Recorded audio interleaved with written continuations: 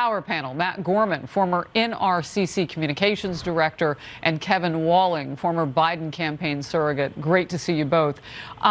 Kevin, I'll put you in the unenviable position of having to defend not you knowing always everything. Do, Harris. Well, I don't mean to. I mean, if President Biden would like to tell us what he knows and what he didn't know and be consistent about that, that might be helpful. But the FBI is in the crosshairs now, and that is just what didn't get done with all the time they spent on that.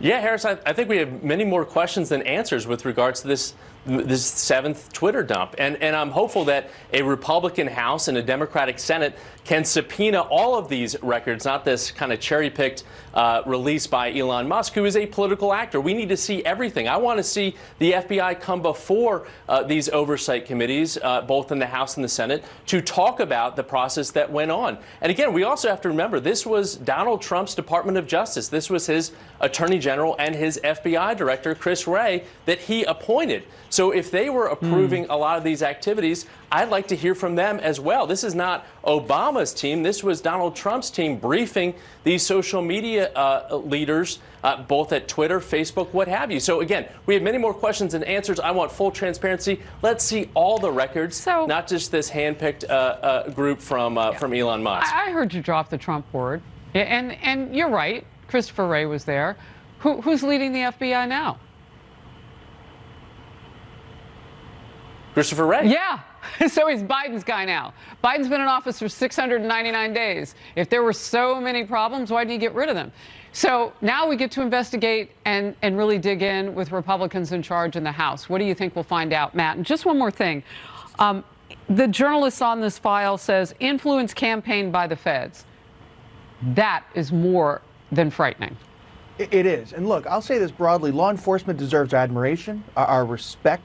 They're heroes. And so what I'm saying and about to say, I don't mean about the people on the front lines.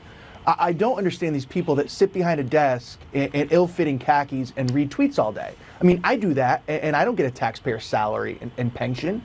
If they have all this time on their hands, maybe they could do something productive and prevent all these mass shootings by subjects that were known to the Bureau, like in Dayton, Parkland, Pittsburgh, Buffalo. Just a thought.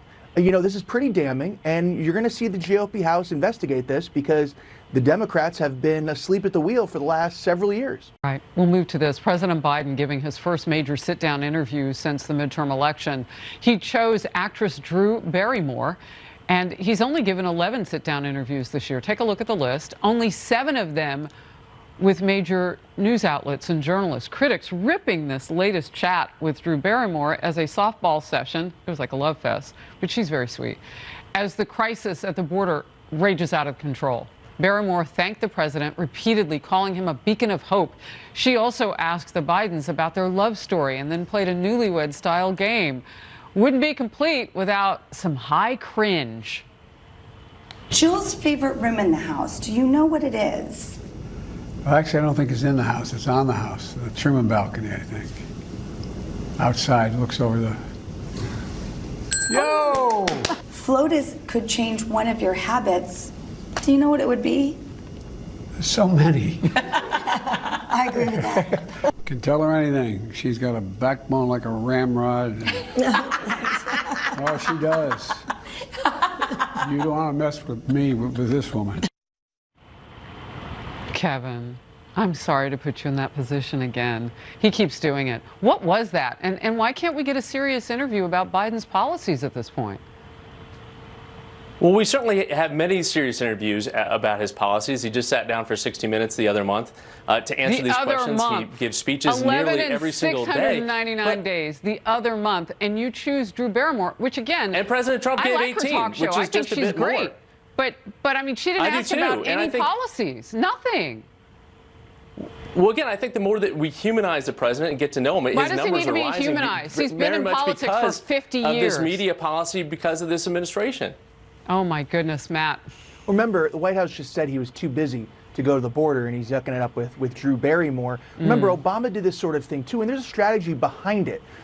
They're not going to go and ask hard-hitting questions. They're going to be in awe of the President of the United States. This is documented too. Obama used to invite local news anchors to the White House with the expectation they'd be in the White House in awe of the circumstances and the president, and he wouldn't get tough questions. Obviously, Biden doesn't want to answer these tough questions, so he goes to the head of the former star of ET, Drew Barrymore, who's lovely, but don't expect to get answers on Hunter Biden with her. Yeah, the things that we do find out about him, I don't know if it's humanizing to say that your wife has that kind of a backbone. I mean, she's not running the country. She's tough. She's totally tough. She's not running the country. Kevin Walling, Matt Gorman, great to see you both. Merry Christmas. Merry Christmas. Merry Christmas, Harris.